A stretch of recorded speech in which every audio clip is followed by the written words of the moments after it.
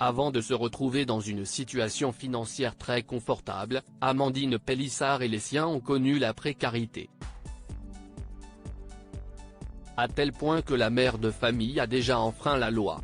Son passé la rattrape aujourd'hui et la prison la guette plus que jamais.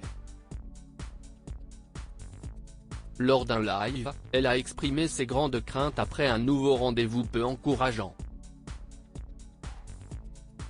Amandine Pélissard peut se vanter d'avoir bien réussi sa vie.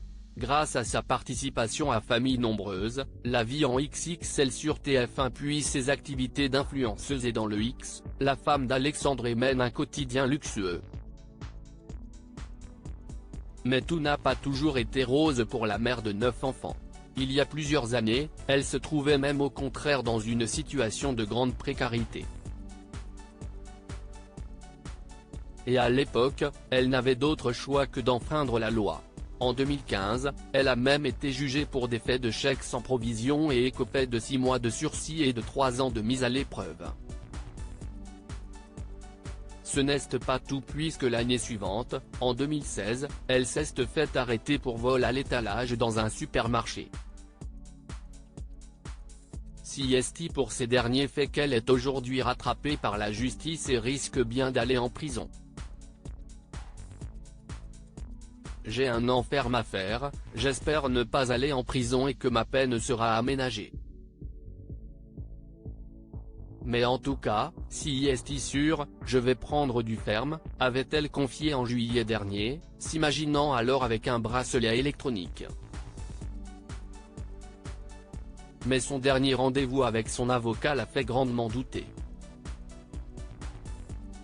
2 ans de prison en perspective alors qu'elle devrait connaître les détails de sa condamnation le 11 janvier prochain, Amandine Pélissard a partagé les dernières nouvelles lors d'un live Instagram le 19 décembre. J'espère que je n'irai pas en prison, note de la rédaction. L'avocat n'est pas très optimiste parce que je suis en récidive, a-t-elle expliqué. La mère de famille pourrait alors bien se retrouver à écoper de 2 ans de peine. Après si est le juge d'application des peines qui décide, on verra bien.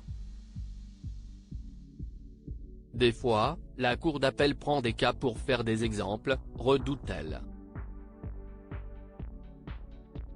Amandine Pélissard ne craint toutefois pas de voir son grand projet de déménager en Espagne s'évaporer à cause de ses ennuis judiciaires.